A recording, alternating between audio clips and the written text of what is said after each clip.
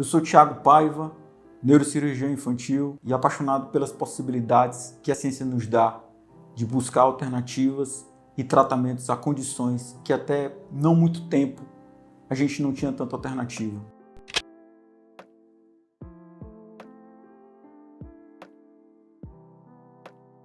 Paralisia cerebral discinética, um dos tipos menos comuns, mas certamente a que tem um impacto muito maior funcional na criança e nos seus cuidadores. Hoje falaremos sobre suas principais características, os conceitos relacionados, os sintomas. Falaremos sobre kernicterus, que é uma causa importante, muito específica, mas muito importante no nosso dia a dia, que é uma paralisia cerebral relacionada ao acúmulo de bilirrubina no sangue do bebê. O bebê fica amarelinho, isso pode causar paralisia cerebral sim. E os principais tratamentos que temos hoje para as paralisias cerebrais discinéticas. Como falamos em outros momentos, paralisia cerebral é uma desordem não progressiva da postura, do tônus ou do movimento que ocorre em um cérebro em franco desenvolvimento, ou seja, até os 2 anos de idade, e que pode causar um atraso progressivo na vida da criança.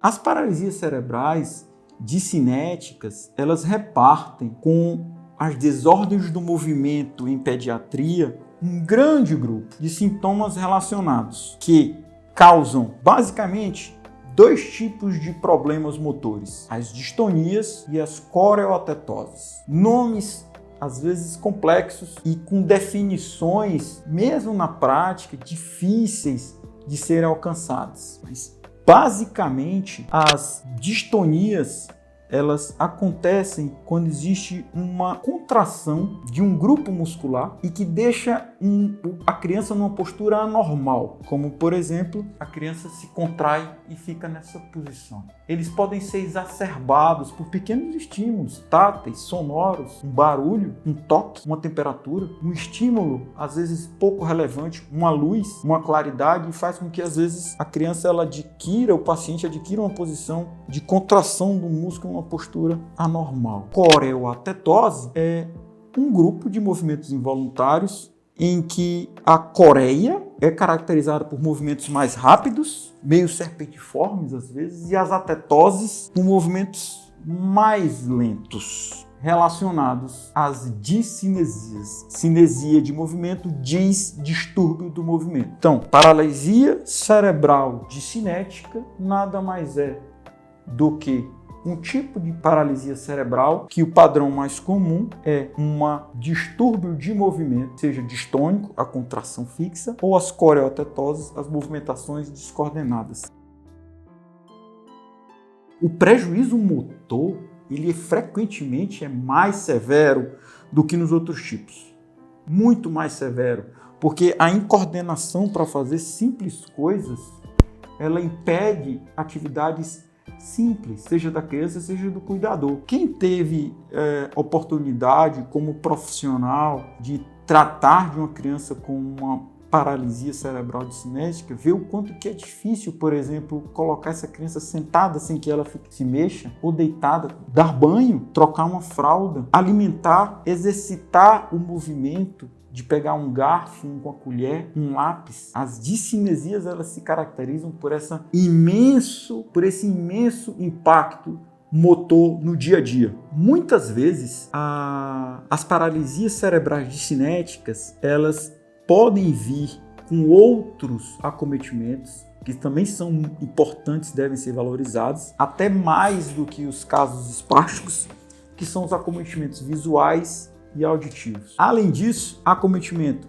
do trato gastrointestinal, rins e vias urinárias, respiração, as deformidades, a criança que tem muita babação, muita cialorreia, a dor, distonia causa muita dor, incontinência urinária. Esses outros acometimentos, eles são mais comuns nas paralisias cerebrais discinéticas do que nas paralisias cerebrais espásticas puras. Teremos a oportunidade de falar só sobre acometimentos fora do sistema nervoso central.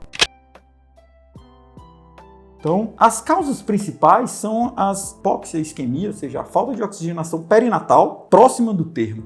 Então, malformações cerebrais, hemorragia cerebral, hiperbilirrubinemia neonatal, que é quando acumula bilirrubina, é quando a gente tem que pegar a criança e colocar para dar banho de sol, fazer reposição de vitamina D, quando a criança às vezes volta para o hospital para tomar banho de luz. Essa bilirrubina que se acumula, ela pode também se acumular em algumas áreas do cérebro e causar a paralisia cerebral cinética. Falaremos sobre isso logo em seguida. A distonia, como anteriormente falamos, tem uma característica de se agravar às vezes com pequenos estímulos e ela melhora no sono. Então, um aspecto que ajuda a diferenciar se a criança melhora a postura dela depois que ela dorme. Além das paralisias discinéticas geradas por falta de oxigenação muito próximo ao parto, o kernícterus consegue se acumular em áreas de dentro do cérebro. Esse acúmulo, ele causa um espectro agudo ou crônico de sintomas relacionados a danos motores, as distonias e as coreotetoses, auditivos, principalmente neurosensoriais. Então, toda criança com kernícterus, ela deve ser avaliada nesses dois sistemas, auditivo e distônico atetótico, de movimento involuntário, que pode ser leve, moderado, grave, auditivo, que pode ser uma perda auditiva leve, moderada e grave. Por isso é que é importante dar o banho de sol. Nós temos uma vantagem no país de termos muito sol disponível. Eu sou nordestino, tenho sol o ano todo. Esse sol, ele precisa ser utilizado nas horas seguras, de acordo com as orientações do pediatra. Nós não devemos deixar de mão esse hábito, e por causa do risco e porque esse sol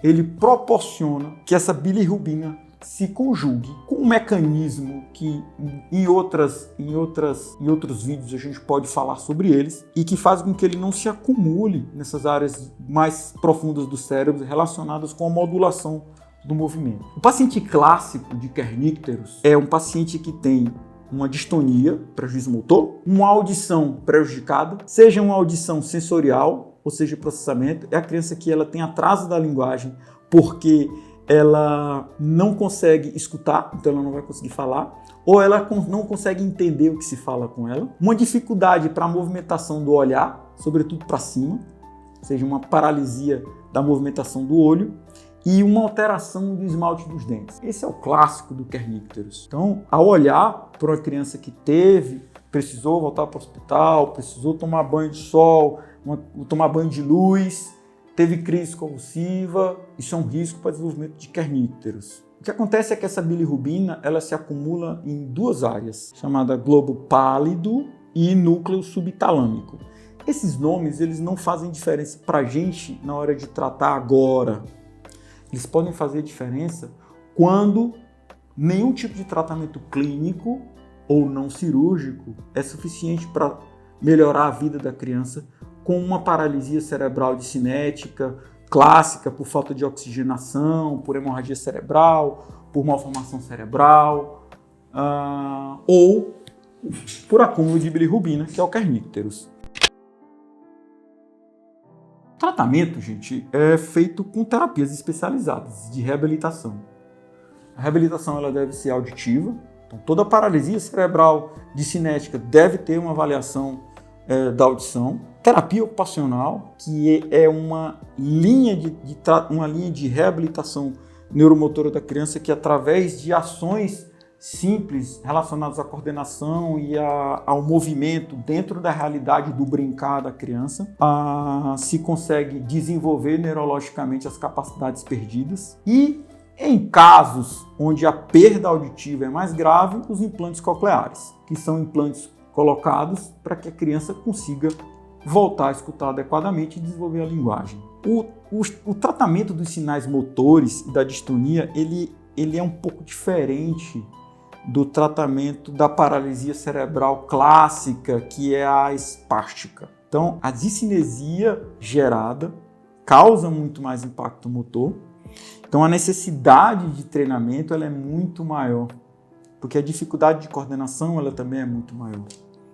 Além disso, existem algumas medicações que elas são utilizadas já há muito tempo e que elas podem ajudar os pacientes. Não existe nenhuma medicação hoje ainda que seja responsável por melhorar de forma definitiva uma paralisia cerebral cinética. Essas medicações, elas podem ser utilizadas, uma parte dessas crianças melhorará e nessa melhora, juntamente com as terapias neurológicas intensivas, as fisioterapias relacionadas à coordenação motora, a terapia ocupacional, todo esse arsenal ele vai ser utilizado para desenvolver áreas do cérebro que estão prejudicadas e para que possam ganhar função.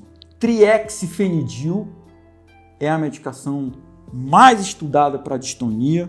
Baclofeno, uma medicação que a gente encontra muito fácil nas farmácias. Ela pode melhorar algum grau de distonia, mas um dos problemas desse remédio é que ele amolece muito o tronco, né? Deixa o tronco da criança muito hipotônico.